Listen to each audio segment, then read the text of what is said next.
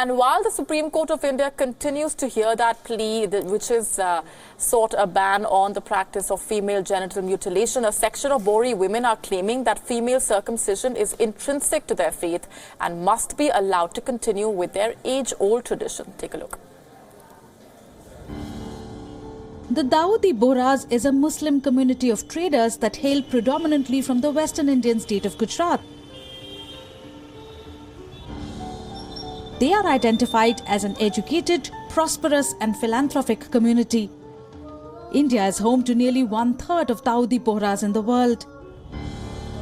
As closely knit and private the community is believed to be, women of the Bohra community are fighting to stop the cultural practice of female circumcision, but they are facing stiff resistance from their own fraternity. Back in 2015, a handful of Bohri women in India decided to draw attention to the plight they had all suffered and were not willing to let the future generation experience similar hardships. Masooma Ranalvi is one of the 17 women who led a petition asking the Indian government to outlaw the age-old tradition. A practice, often termed as khatna or kafas, involves the partial or total removal of the external female genitalia. As a 7-year-old, Ranalvi was lured with the promise of an ice cream by her grandmother. She was instead circumcised by a midwife in a Mumbai neighborhood. One of the biggest reasons is it violates a girl's and a woman's human rights. It's a question of my bodily integrity.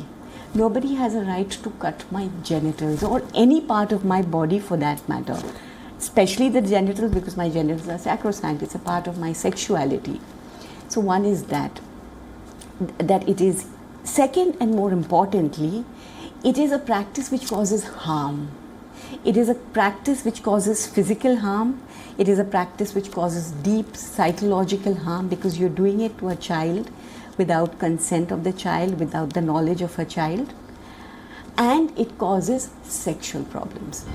Latest studies have revealed that 3 out of 4 Bohra girls are subjected to female genital mutilation or FGM by the time they turn 7. Arifa Johari is a Mumbai-based journalist from the Bohra community.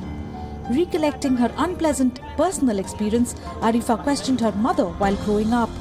What could justify such an act under religious compulsion or tradition? She later founded a survivor-driven group to enable a discourse around the controversial and rudimentary practice. Why should anybody's religious freedom impinge on the bodily integrity and basic human rights of another person? In this case, the other person is a child who is not giving any consent and who does not have any way of knowing what happened to her. The practice is also condemned strongly because of lack of medical and scientific reasons. More often done clandestinely by non-medicos, the survivor is at increased risk of post-procedural complications. FGM can affect women's health by 2 factors. One, sexual health and psychological health. Clitoris being a vital organ for sexual arousal, women's sexual practice, excitement and satisfaction get affected. In December 2017, a plea was filed in the Supreme Court of India seeking complete ban on the inhuman practice. A 3-judge bench headed by the Chief Justice has observed that it violates the bodily integrity of a girl child. Meanwhile, a group claiming support of 69,000 Dawoodi Bohra women has approached the Apex Court of India citing religious texts that mention circumcision as a gender-neutral ritual. They say they must be allowed to practice the 1400-year-old ritual. Very large section of the Dawoodi Bohra community women in India are in support of cups. That means it clearly shows that a very large section is very clearly saying that none of us have any issues. This is our religious practice and we must be given the right to practice our religion.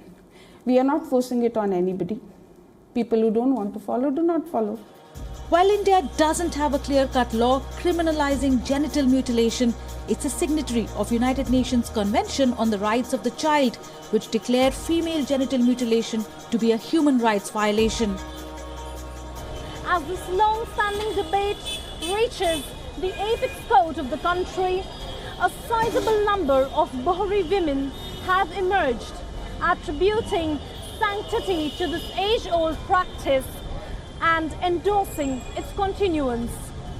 With Nagin Singh in New Delhi, video journalists Arundam Sarkar and Kamaljeet Singh in Mumbai, Pragya Jha, WION.